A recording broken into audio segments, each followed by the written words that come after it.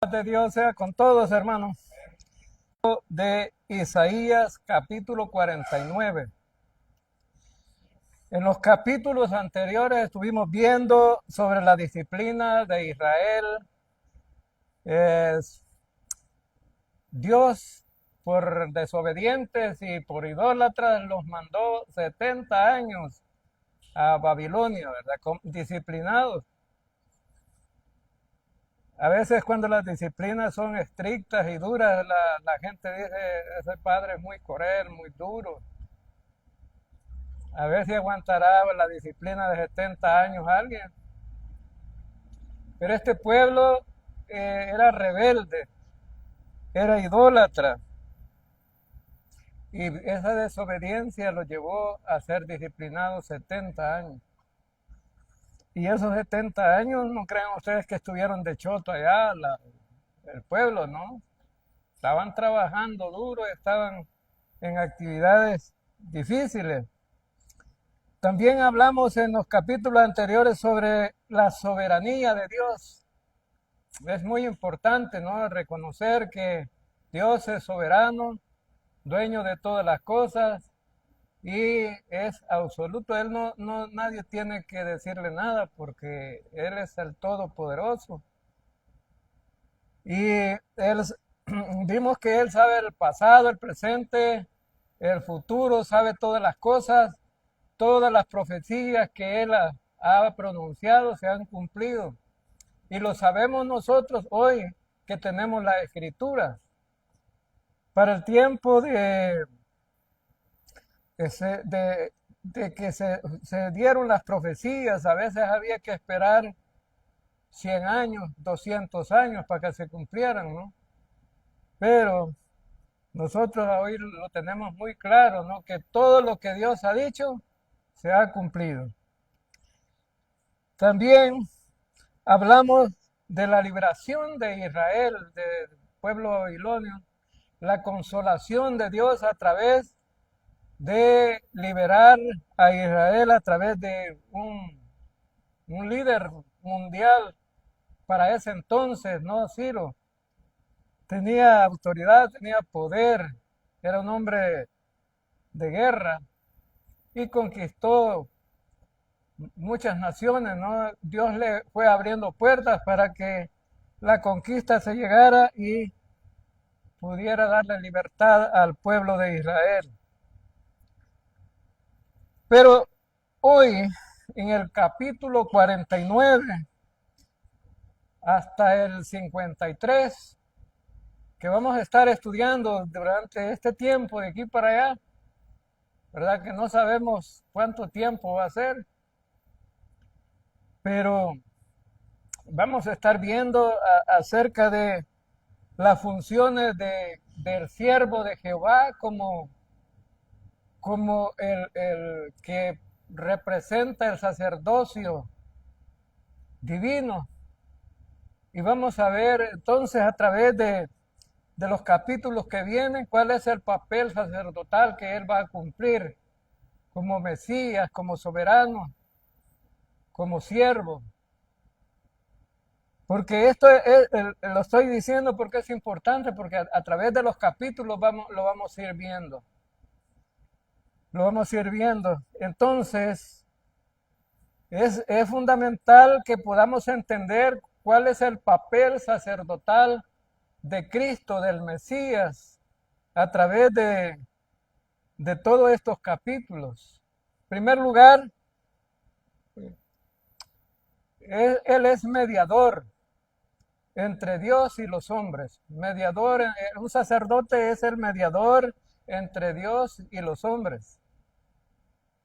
Los católicos se agarran de ahí para decir que ellos son mediadores para llevar las oraciones o presentar algunas peticiones a Dios a través de los santos que ellos tienen. Son mediadores. Pero realmente el único mediador que tenemos nosotros, hermanos, es Jesucristo. Porque hay un solo Dios, un solo mediador entre Dios y los hombres, a Jesucristo, hombre. Y es un mediador no solamente para presentar peticiones a Dios, sino que un mediador que se entregó a sí mismo en sacrificio para rescatar a todos. Los calvinistas tienen problemas con esta palabra todos. Dicen, no, esos todos son solamente los elegidos por Dios. Pero la palabra todos, ¿qué significa? Pues todos. Porque ellos no creen que el sacrificio de Cristo fue para todo el mundo. Pero realmente el sacrificio fue para todo el mundo. El problema es que no todo el mundo iba a responder con convicción hacia Él. También otra de las funciones sacerdotales es ser intercesor entre Dios y los creyentes allá en el cielo. Fíjense bien, ¿a dónde está Cristo hoy día? ¿A dónde está? Está a la diestra de Dios Padre. Pero Él está trabajando por nosotros allá todavía. Está trabajando. Él no solamente cumplió su misión aquí de morir por los pecadores y se fue, no. Él continúa todavía trabajando allá. En Hebreos capítulo 7, versículo 25 dice, por lo cual puede también salvar perpetuamente a los que por Él se acercan a Dios, viviendo siempre para interceder por ellos. Viviendo siempre, o sea que todos los días está ahí intercediendo por nosotros que somos desobedientes muchas veces aquí, ¿no? Y Satanás llega y acusa a los creyentes allá, delante de Dios. Pero Jesucristo intercede por nosotros. Aquí en la tierra muchos nos acusan de que no somos nada, pero Jesucristo sí intercede por nosotros. Él dice, no, ellos han confiado en mí, ellos son verdaderamente creyentes, ellos no pueden ser condenados. Otra de las funciones del sacerdote es ofrecer sacrificios por la expiación. En Gálatas 1:4 dice, el cual se dio a sí mismo por nuestros pecados para librarnos del presente siglo malo, conforme a la voluntad de nuestro Dios y Padre. Él se dio a sí mismo por nosotros, por nuestros pecados. Él cumplió la función de expiación, porque los sacerdotes sacrificaban un corderito, lo degollaban, rociaban la sangre, y esa era la función de la expiación. Dios estaba contento con el sacrificio del corderito, pero Él aquí en este caso, Jesucristo se sacrificó a sí mismo. En lugar de un cordero, un animalito, fue el Cordero de Dios que quita el pecado del mundo, el que se sacrificó.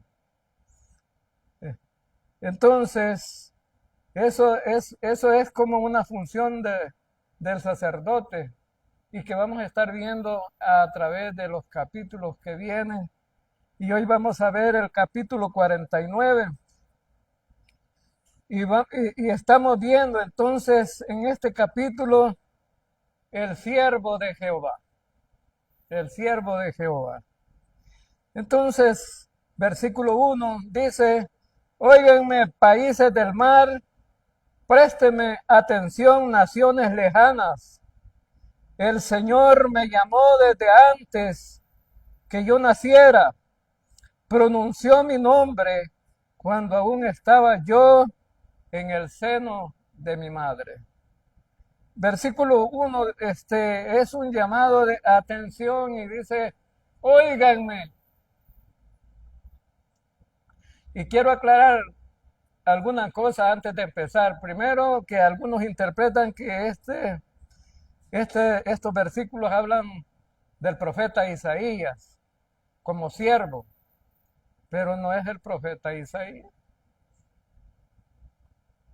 Porque el profeta Isaías no se va a sacrificar, ¿verdad? O no va a hacer la función de Cristo. Otros dicen que es Israel, Pero Israel no puede ser tampoco, porque en el versículo 5 vamos a estudiar cuál es la razón por qué Israel no puede ser. Y otros dicen que Jesucristo, y en tal caso yo creo que es Jesucristo y lo encontramos, ¿no?, como el siervo de Jehová. Ahora, lo primero que vemos aquí es que es un llamado de poner atención, un llamado de poner atención, porque, bueno, a veces aquí nos entra y aquí nos sale, ¿verdad? Nos entra por aquí nos sale y se nos olvida todo. Por eso el profeta está escribiendo aquí, es una canción, otra de las cosas que quisiera hacer, una canción. Poéticamente, el libro de Isaías se escribió y en este caso es una canción. Y vamos a ver, decir 4 canciones en estos capítulos, ¿no? Y lo primero que dice aquí es que debemos de oír y el llamado de atención es para quienes, para los países del mar, para las naciones lejanas, para todo el mundo. Fíjense bien, qué maravilloso, ¿no? Para todo el mundo.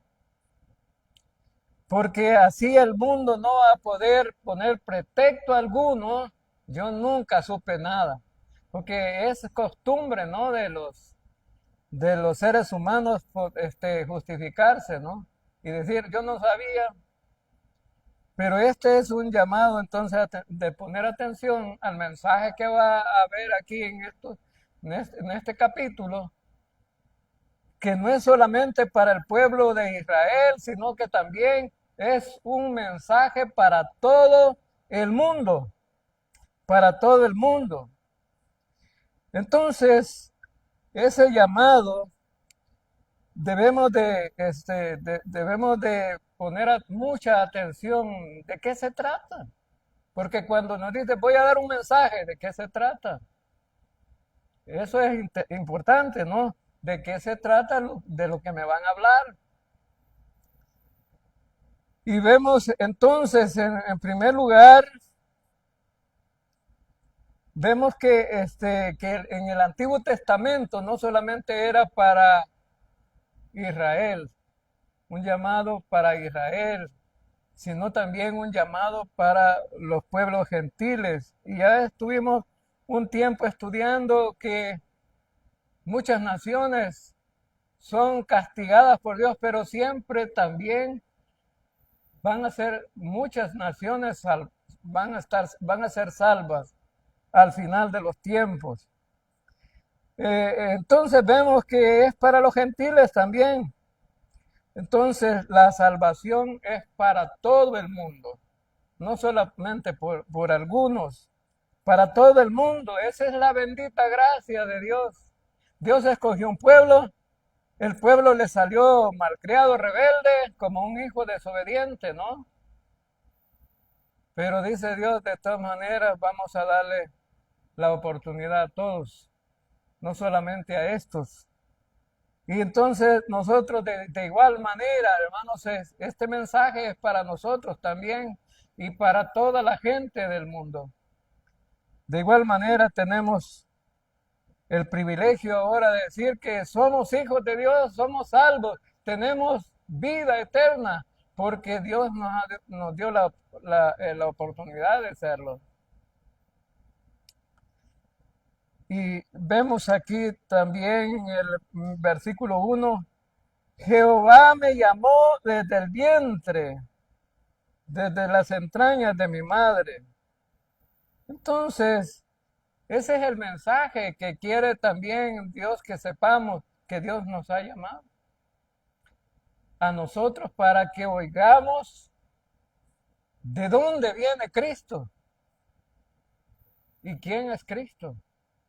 Ahora, entonces, Él dice que Dios lo llamó desde el vientre de su madre. Miren qué maravilloso que empezamos a estudiar el Evangelio de Lucas y Lucas nos está hablando de esto mismo. No sé si han puesto atención a los mensajes del domingo, pero Lucas nos está hablando de lo mismo, que Jesucristo iba a nacer de una mujer virgen, iba a nacer de una mujer virgen y así es, ¿no? Aquí lo está anunciando también este capítulo. Él dice, Dios me llamó desde el vientre, desde las entrañas de mi madre. Entonces vemos aquí que el Mesías, el siervo de Jehová, es llamado por Dios, es llamado por Dios desde el vientre de su madre.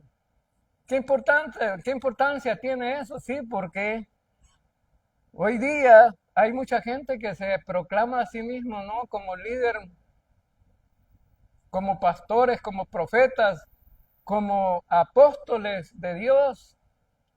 Se llaman a sí mismos y no han sido llamados por Dios.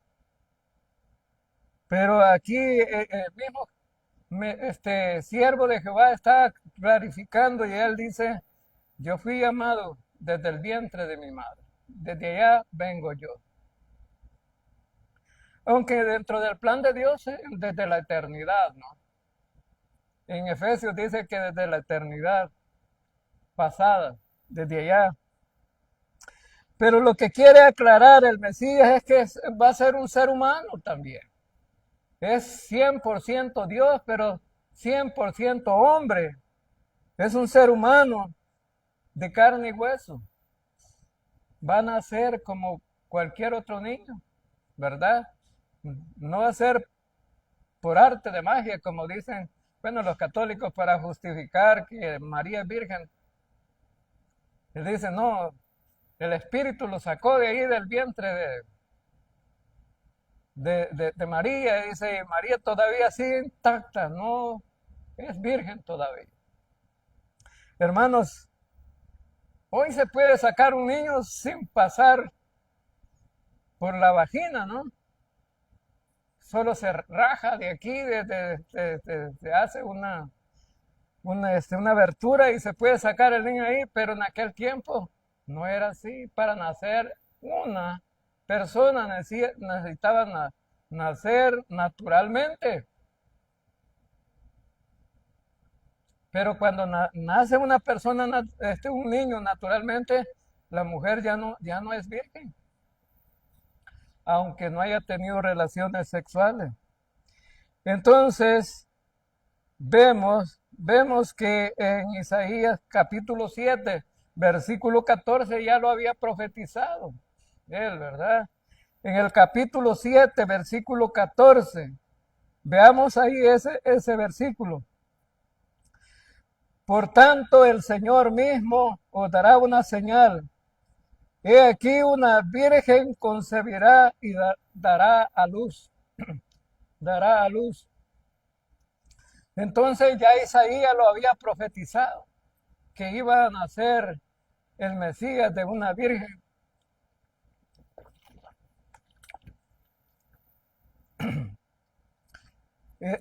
Esto es importante porque las profecías que han sido predichas anteriormente se cumplen, ¿no? En el momento que lo está diciendo Isaías todavía era algo al futuro, pero cuando lo estamos estudiando en Lucas, se ve que ya eso ya pasó y se cumplió. Y con la venida del nacimiento del Mesías o del siervo de Jehová, se cumplieron más de 100 profecías. En el versículo 1 también dice, pronunció mi nombre cuando aún estaba yo en el seno de mi madre. Allí Dios le puso nombre. Cuando estaba en el seno de su madre. ¿Cuál es el nombre que Dios le puso, hermano? ¿Cuál es el nombre que Dios le puso? ¿Cómo dijo el ángel que se llamaba el hijo que iba a nacer de María? Porque el profeta Isaías dijo, se llamará Emmanuel, Dios con nosotros. Así se llamará. Pero el ángel dijo a María en Lucas, vamos a Lucas capítulo 1, versículo 31.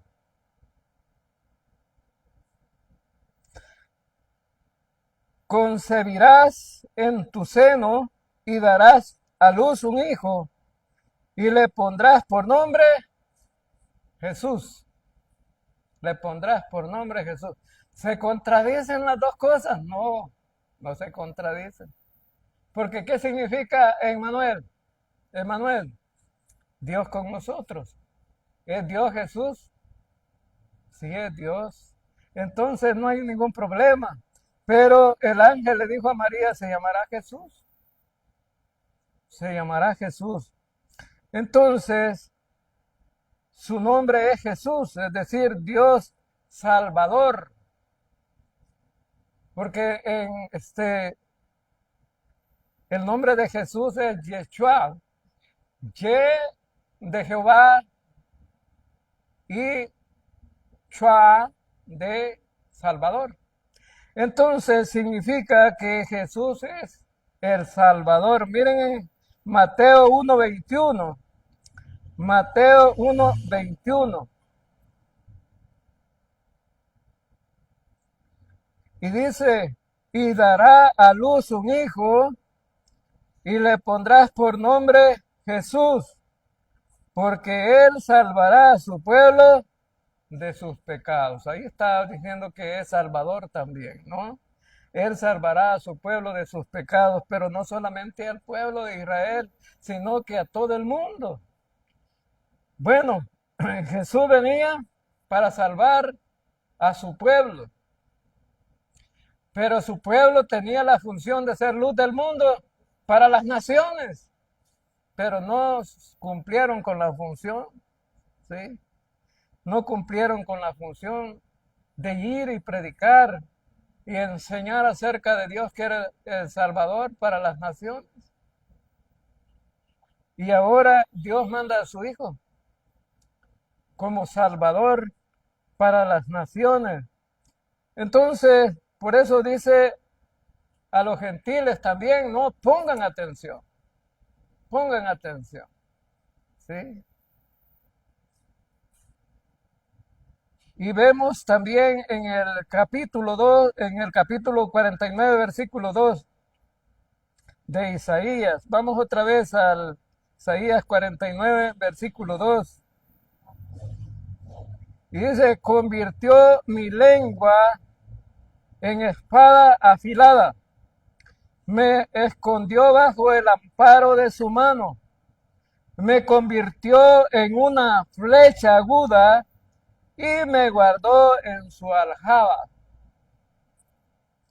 Entonces, esto lo que indica es cuál es la misión del siervo de Jehová. ¿Cuál es la misión? Y usted me podrá decir, ¿y qué tiene que ver la misión con una espada y con una flecha? Pues sí tiene que ver mucho, ¿no? En la escritura, hermanos, ¿qué es una espada? En la escritura, ¿qué es una espada? ¿Qué representa la espada en la escritura? Representa la palabra de Dios, ¿verdad? Eso representa.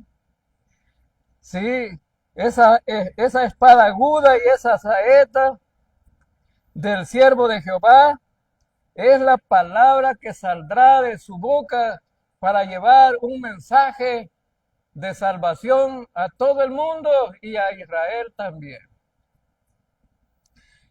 Ocupa una doble función, ¿no? De salvar y de condenar. Porque la palabra dicha por Jesucristo ya están escritas y ahora sabemos nosotros que el que no reconozca esa palabra está condenado. O no reconozca cómo ser salvo, está condenado. Es una espada, bueno, en Hebreos capítulo 4, versículo 12, dice, porque la palabra de Dios es viva y eficaz y más cortante que toda espada de dos filos y penetra hasta partir el alma y el espíritu, las coyunturas, los tuétanos, y discierne los pensamientos y las intenciones del corazón. Entonces la palabra de Dios dice que es como una espada de doble filo. La espada de doble filo la usaban los guerreros romanos y usaban una grande para pelear de lejos. Peleaban de lejos, ¿no? Pero una pequeña que llevaba doble filo para pelear de cerca la lucha. Y era peligrosa porque llevaba filo por dos lados.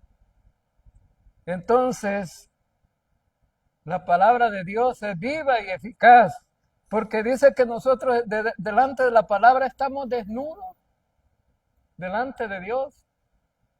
Es decir, la palabra misma nos dice, no, ¿cómo estás? ¿Cómo estamos como personas, como ser humano, como creyente o como pecador? La palabra nos dice que nosotros estamos desnudos en el versículo 13, ¿no?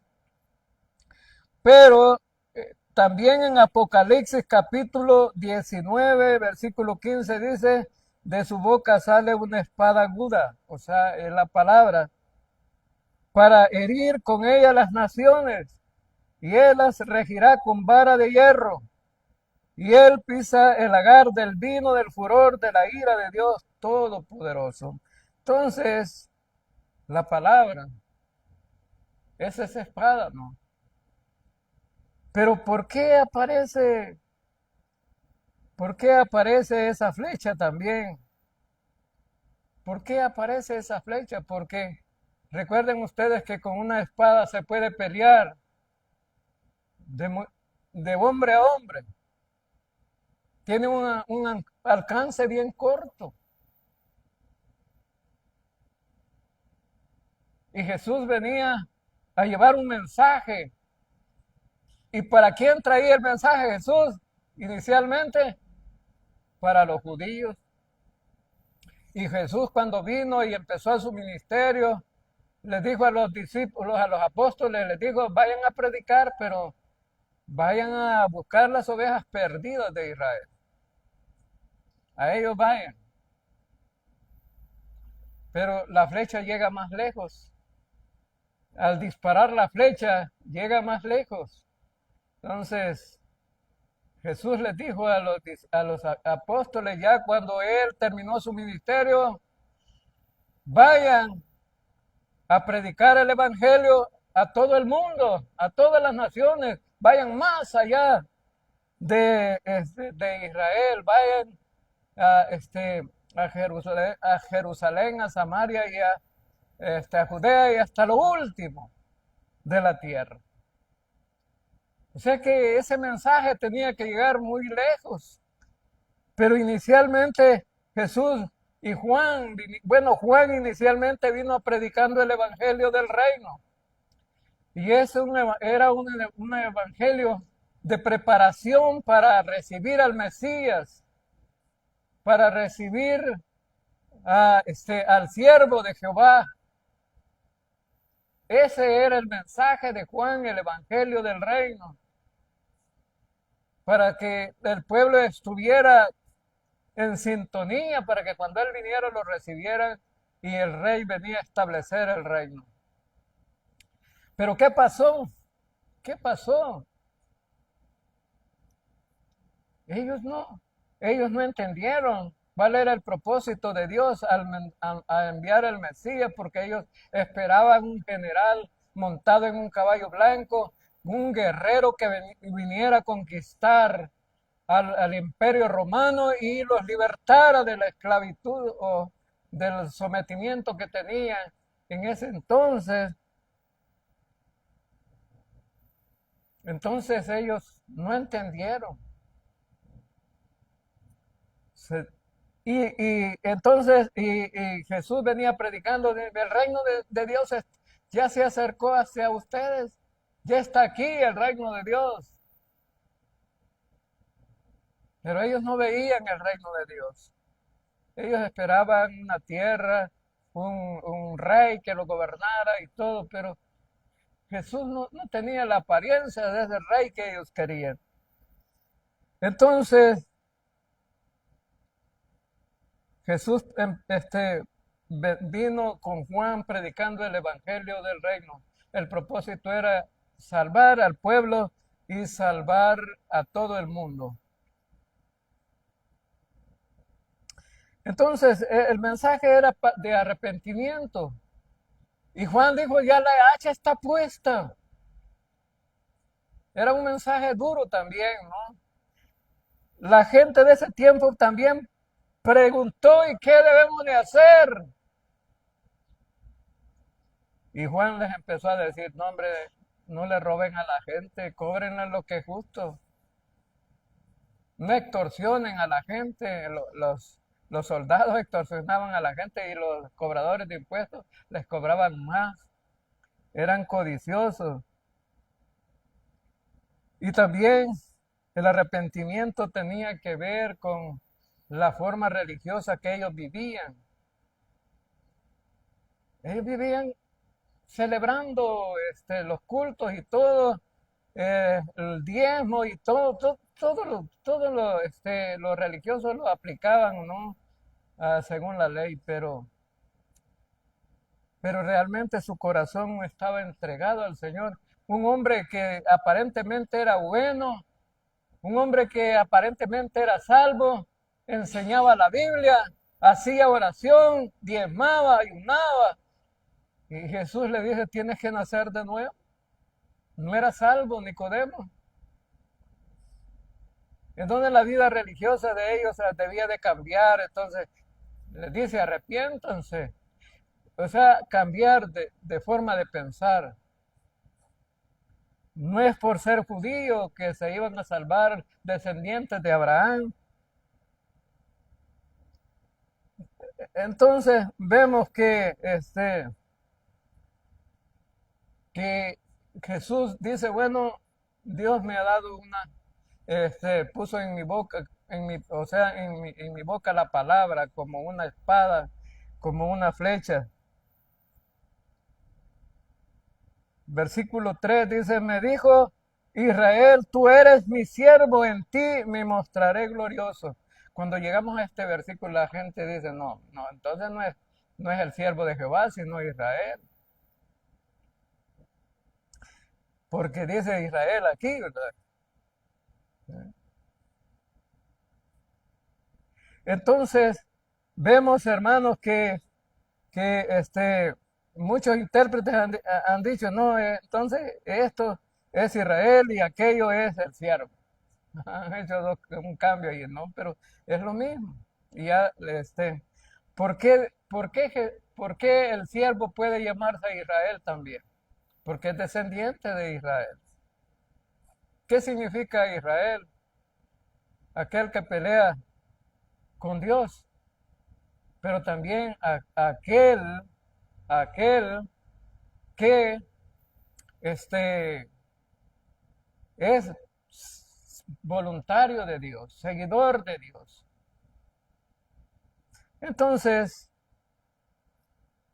vemos también aquel que está de acuerdo con Dios. No hay ningún problema. Entonces, vemos que no puede ser Israel en ese versículo, porque ¿para qué es llamado el Mesías? Vamos al versículo 5. O el siervo de Jehová, ¿para qué es llamado el siervo? Vamos al versículo 5. Ahora pues dice Jehová, el que me formó desde el vientre para ser su siervo, para hacer volver a él, a Jacob, y para congregarle a Israel. Entonces, no puede ser Israel este versículo 3 porque ¿cuál es la función del siervo? Dice aquí en este versículo, para hacer volver a Jacob y congregar a Israel. ¿Quién lo va a hacer? el siervo. Pero una nación no puede hacerse volver a ella misma, ¿no? No puede hacer volver a Jacob, a Israel, no puede ser volver a Judá por sí mismo. Necesitan a alguien que los haga volver. Y aquí está hablando del siervo que va a nacer del vientre de la madre. Entonces, no puede ser el versículo 3, entonces la nación de Israel. Veamos en el versículo 4, y yo que había pensado, he pasado trabajos en vano, he gastado mi fuerza sin objeto para nada. O sea, he desperdiciado mi tiempo para nada. Bueno, eso lo podía decir Dios con el pueblo de Israel toda la vida, ¿verdad? Haciendo que ellos volvieran y que regresaran a Él, y se iban, y venían, y se iban, venían y volvían, y los castigaban, y regresaban, y estaban en esa constante, ¿no? Toda la vida de Israel. Es como el padre de familia dice, bueno, y este cipote, ¿cuándo es que se va a enderezar? Pues lo trato de una manera, lo trato de otra, y como que pierdo mi tiempo.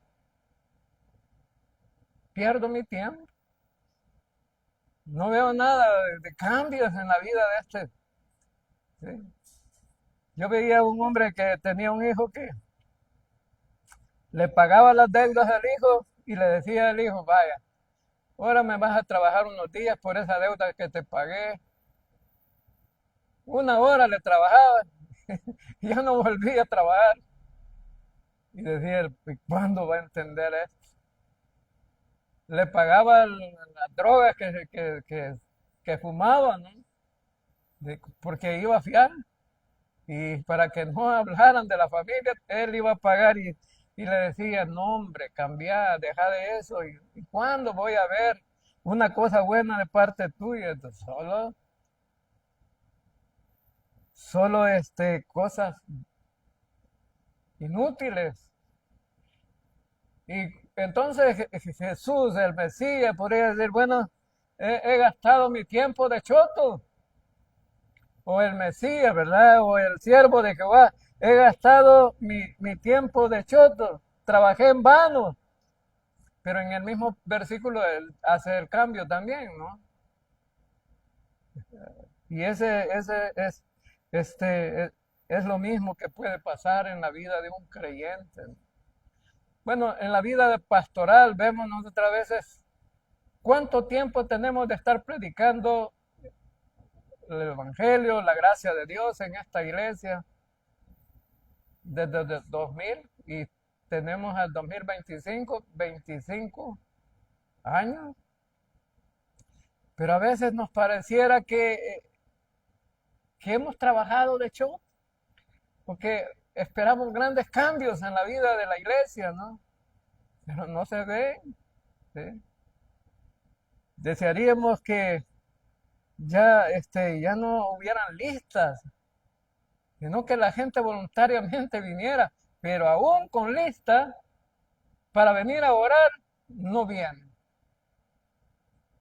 No vienen, ni aún con lista. Entonces dice uno, ¿cuándo va a haber reacción, madurez espiritual en la vida de esta iglesia? Entonces, cuando evangelizamos, los evangelistas nos podemos defraudar también y decir, bueno, trabajamos evangelizando, hemos ido a todos los cantones, a todos los caseríos y no vemos para nada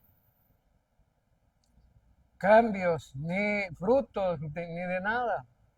Bueno, nuestra tarea es predicar, pero uno siembra, otros riegan y otro recoge la cosecha. Pero eso pasó, ¿verdad? En este versículo dice, bueno, como que he trabajado en vano. ¿Por qué, hermanos? ¿Por qué ¿Por qué tenía que decir esto el siervo de Jehová? Porque cuando Cristo viene, vamos a Juan capítulo 1, versículo 10. Juan capítulo 1, versículo 10.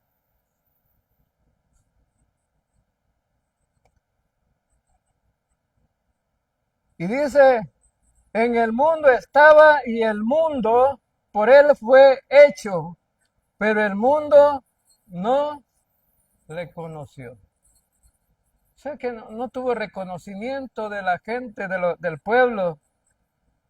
Y a los suyos vino y los suyos no le recibieron. Entonces, ¿qué pasó con los judíos? No le recibieron. Entonces, Juan había trabajado en preparación para que este pueblo lo recibiera. ¿Y qué pasó? Pues falló el trabajo de Juan. ¿Qué pasó? Pues, y viene Cristo predicando el evangelio y dice que no lo recibieron.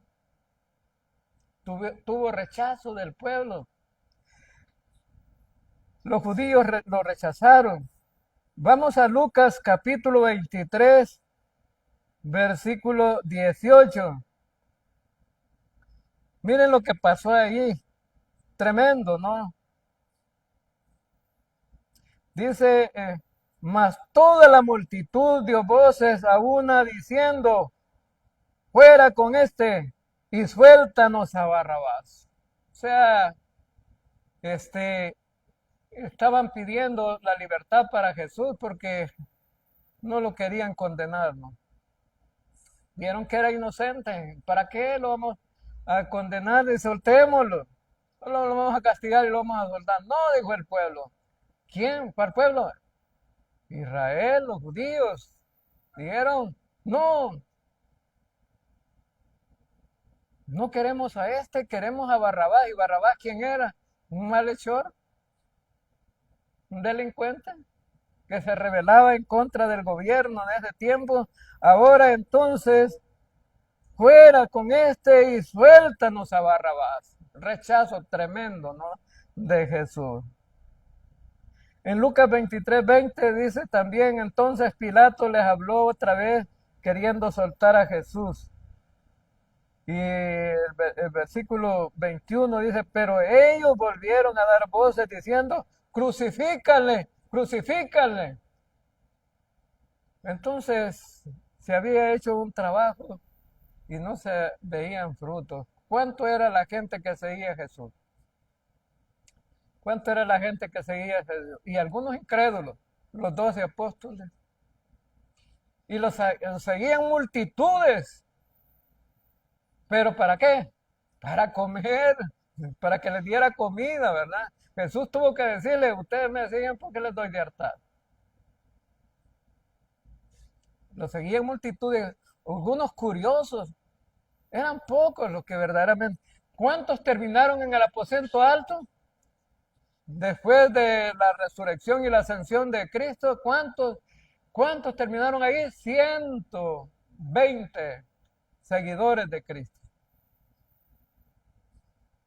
Para las multitudes que se congregaban siguiendo a Jesús. Entonces, hermanos, a veces nos parece admirable una iglesia tremenda, grande, en los países, ¿no? Le llaman mega iglesia. Pero ¿serán verdaderamente creyentes todos esos? ¿O solamente están por por estar ahí religiosamente o con intereses personales? Entonces, pero en el capítulo 4, en el versículo B, dice, en la parte B del versículo dice, en realidad mi causa está en manos del Señor. Mi recompensa está en poder de mi Dios. Entonces, el siervo dice, verdaderamente yo le he entregado a Dios todo eso. Y allí voy a tener mi recompensa yo.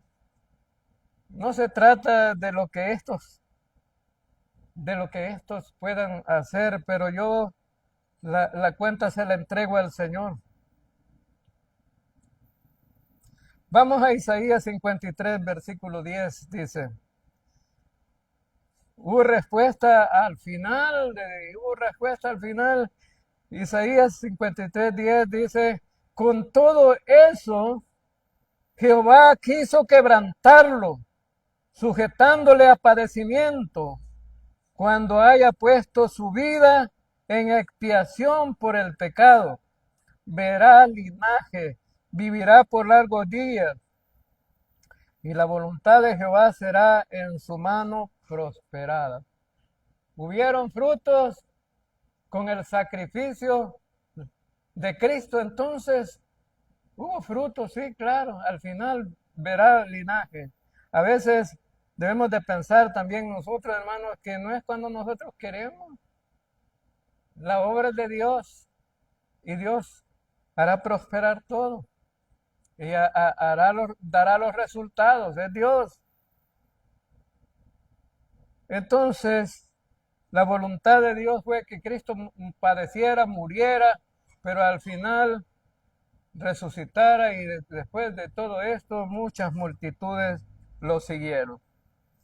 Ahora veamos la misión de Jesús como siervo en el versículo 5 y 6. Dice, he recibido honor delante del Señor mi Dios, pues Él ha sido mi fuerza. El Señor que me formó desde el seno de mi madre para que fuera su siervo, para hacer que Israel, el pueblo de Jacob, se vuelva y se una a él. Dice así, no basta que seas mi siervo, solo para restablecer las tribus de Jacob y hacer volver a los sobrevivientes de Israel. Yo haré que seas luz de las naciones, para que lleves mi salvación hasta las partes más lejanas de la tierra. Maravilloso, ¿no? Dice el Señor, no hombre, dice, tengo un siervo, voy a enviar un siervo, el que saqué del vientre de su madre, le puse nombre y le estoy dando una tarea que sea luz a las naciones.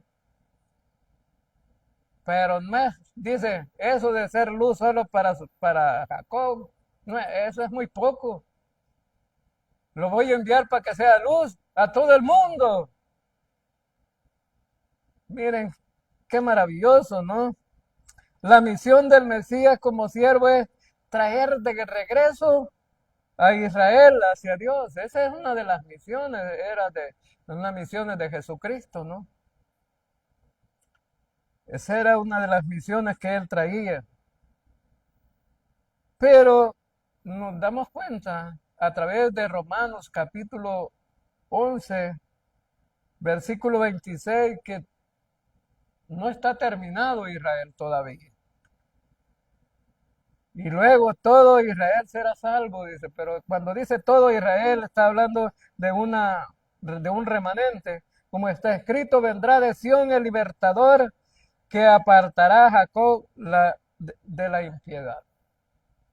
Entonces, realmente, dentro de los planes de Dios todavía es salvar a Israel. También, aunque es atraer a Jacob hacia Dios, también es atraer a todas las naciones, a todas las naciones. Es decir, en todo el mundo hay que predicar el mensaje de salvación. Porque esa era la misión de Cristo y ahora usted puede decir, pero Cristo se fue y ahora ¿cómo? Pues la misión, ¿quién la va a llevar? Si Cristo dejó encargado. La misión es para usted ahora, para todos nosotros. Esa es la misión para todos nosotros. Porque Él quiere salvar a la gente, al pecador que está en el mundo. Y esa es la misión, la tarea nuestra de ir a predicar. Jesucristo dijo, vayan por todo el mundo y prediquen el Evangelio. En Hechos de los Apóstoles, capítulo 1, versículo 8, él dice a los discípulos, pero recibiréis poder cuando haya venido sobre nosotros el Espíritu Santo, y me seréis testigos en Jerusalén, en toda Judea, en Samaria y hasta lo último de la tierra. Entonces, ¿de quién es la tarea hoy? Es nuestra. O sea, ser luz de las naciones le toca a usted también, de ir a predicar el Evangelio. Ese es una encomienda para todos, para todo el mundo.